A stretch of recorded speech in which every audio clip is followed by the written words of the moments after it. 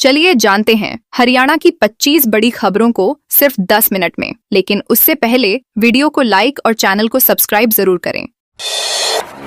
युवती ने महिलाओं को हिप्नोटाइज कर लूटी गोल्ड ज्वेलरी। हरियाणा के सोनीपत में एक हैरान कर देने वाली वारदात सामने आई, जहां एक युवती ने 2 महिलाओं को कथित तौर पर हिप्नोटाइज कर उनके सोने के गहने उतरवा लिए। महिलाएं बाजार में शॉपिंग के लिए निकली थीं। तभी आरोपी और उसके साथियों ने बातचीत में उलझाकर उन्हें अपने जाल में फंसा लिया। सीसीटीवी फुटेज में युवती को रुमाल लहराते हुए देखा गया, जिसके बाद महिलाएं भ्रमित सी नजर आईं। करीब 4 लाख रुपए की बालियां लेकर आरोपी फरार हो गए। पीड़ित महिलाओं को काफी देर तक घटना का एहसास ही नहीं हुआ और वे रास्ता भटककर रेलवे स्टेशन तक पहुंच गईं। पुलिस ने मामला दर्ज कर जांच शुरू कर दी है।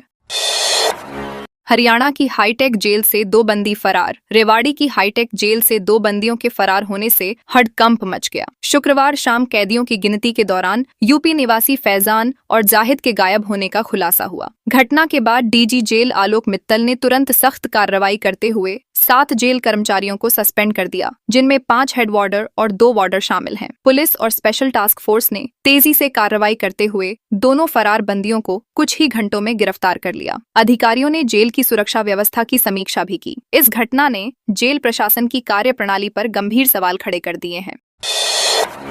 महेंद्रगढ़ में मंदिर निर्माण को लेकर 2 पक्षों में झप। महेंद्रगढ़ जिले के जाटवास गांव में मंदिर निर्माण को लेकर 2 पक्षों के बीच विवाद हिंसक झड़प में बदल गया। एक पक्ष मंदिर निर्माण का समर्थन कर रहा था, जबकि दूसरा इसका विरोध कर रहा था। कहासुनी बढ़ते बढ़ते दोनों ओर से ईंट पत्थर चलने लगे, जिससे इलाके में अफरा तफरी मच गई। इस झड़प में करीब 12 लोग घायल हो गए, जिनमें से कुछ की हालत गंभीर बताई जा रही है। विवाद के दौरान मंदिर में रखी मूर्ति के खंडित होने का भी आरोप लगाया गया, जिससे तनाव और बढ़ गया। सूचना पर पुलिस मौके पर पहुंची और अतिरिक्त बल तैनात कर हालात को नियंत्रण में लिया। कुरुक्षेत्र में धान घोटाले में दूसरी एफआईआर। कुरुक्षेत्र जिले में धान घोटाले का मामला गहराता जा रहा है। पिहोवा के बाद अब इस्माइलाबाद में स्थित जगदम्बा राइस मिल में करीब 38,894 क्विंटल धान और हजारों बैग बारदाना गायब पाए जाने पर दूसरी एफआईआर दर्ज की गई है। इसकी कीमत करीब 11 करोड़ रुपए आंकी गई है। विभागीय जांच में मिल के रिकॉर्ड और भौतिक स्टॉक में भारी अंतर सामने आया। भारतीय किसान यूनियन ने इस मामले में सख्त कार्रवाई की मांग करते हुए प्रदर्शन की चेतावनी दी थी। प्रशासन अब मामले की गहन जांच में जुट गया है और दोषियों पर कार्रवाई की तैयारी कर रहा है।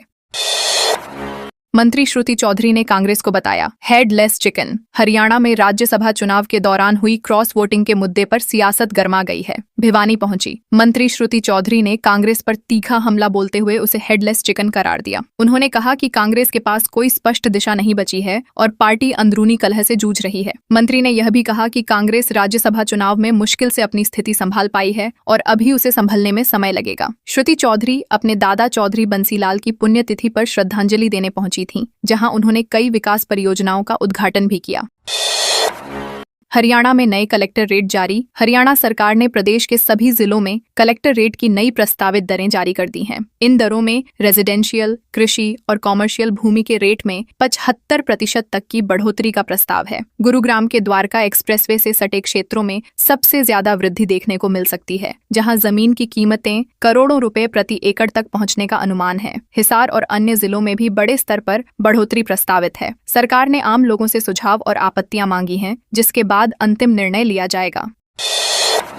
झज्जर के डीसी ने अनाज मंडी का लिया जायजा। झज्जर अनाज मंडी में सरसों की खरीद को लेकर उठे मुद्दों के बीच डीसी स्वप्निल रविंद्र पाटिल ने रविवार को मौके पर पहुंचकर हालात का जायजा लिया। उन्होंने संबंधित अधिकारियों को तुरंत मंडी बुलाकर बैठक की और लापरवाही पर फटकार लगाई। डीसी ने निर्देश दिए कि किसानों को किसी भी तरह की परेशानी नहीं होनी चाहिए और खरीद प्रक्रिया पूरी पारदर्शिता के साथ संचालित की जाए। उन्होंने कहा कि अन्नदाता की सुविधा सर्वोच्च प्राथमिकता है और इसमें किसी भी प्रकार की ढिलाई बर्दाश्त नहीं की जाएगी। अधिकारियों को व्यवस्थाएं सुधारने के सख्त निर्देश दिए गए हैं।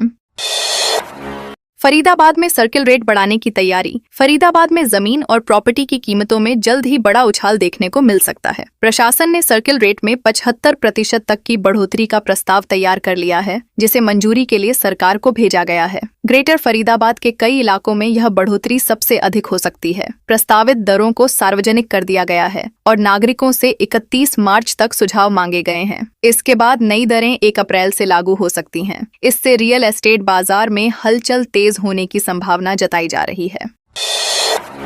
महेंद्रगढ़ में किसान से ठगे 13 लाख। महेंद्रगढ़ जिले के गांव बवानिया निवासी किसान से ऑनलाइन ठगी का बड़ा मामला सामने आया है, जहां टेलीग्राम के जरिए दोस्ती कर उसे टास्क के नाम पर 13.22 लाख रुपए से ठग लिया गया। पीड़ित मुकेश कुमार ने बताया कि 9 मार्च को एक युवती ने आईडी से संपर्क किया और बातचीत शुरू की। कुछ दिनों बाद उसे 1205 टिफैनी एंड कंपनी नाम के ग्रुप में जोड़कर छोटे छोटे टास्क पूरे करने के बदले मुनाफे का लालच दिया गया। शुरुआत में थोड़ी रकम वापस कर भरोसा जीता गया, लेकिन बाद में बड़ी रकम जमा करवा ली गई। जब पैसा वापस नहीं मिला तो उसे ठगी का एहसास हुआ। पुलिस ने केस दर्ज कर जांच शुरू कर दी है। रेवाड़ी में पूर्व मंत्री की नई स्कॉर्पियो कार चोरी। रेवाड़ी शहर में चोरों ने पूर्व मंत्री जसवंत बावल की नई स्कॉर्पियो कार चोरी कर सुरक्षा व्यवस्था को चुनौती दी है। घटना सेक्टर 3 स्थित उनके आवास के बाहर देर रात करीब 2 बजे की बताई जा रही है। चोरों ने पहले गाड़ी का शीशा तोड़ा और फिर लॉक सिस्टम को डिकोड कर आराम से कार लेकर फरार हो गए। चोरी हुई कार करीब 10 महीने पहले खरीदी गई थी। घर के बाहर खड़ी 2 स्कॉर्पियो में से नई काले रंग की गाड़ी को निशाना बनाया गया। घटना की सूचना मिलते ही पुलिस मौके पर पहुंची और मामला दर्ज कर जांच शुरू कर दी है।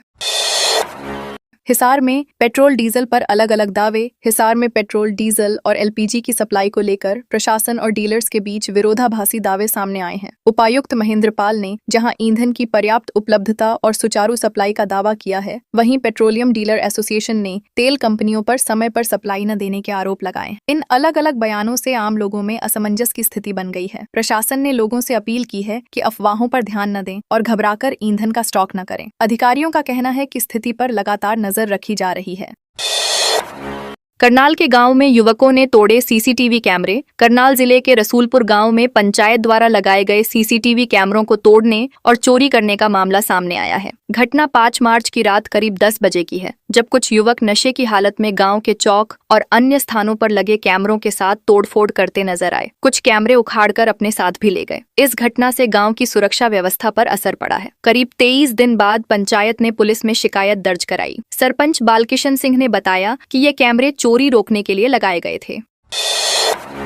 यमुनानगर में 2.5 लाख की भेड़ बकरियां चोरी। यमुनानगर जिले के किशनपुर दामला गांव में चोरों ने पशुपालकों को निशाना बनाते हुए 43 भेड़ बकरियां चोरी कर लीं। चोरी हुए पशुओं की कीमत करीब 2.60 लाख रुपए बताई जा रही है, जिन पर बैंक से लोन भी लिया गया था। सुबह जब पशुपालक राजेंद्र कुमार ने बाध्ये में जाकर देखा तो जानवर गायब थे। इस घटना से परिवार पर आर्थिक संकट गहरा गया है। पीड़ित ने बताया कि वह मजदूरी कर परिवार का पालन पोषण करता है और पशुपालन ही उसकी आय का मुख्य साधन है। सूचना मिलने पर पुलिस मौके पर पहुंची और अज्ञात चोरों के खिलाफ मामला दर्ज कर जांच शुरू कर दी है।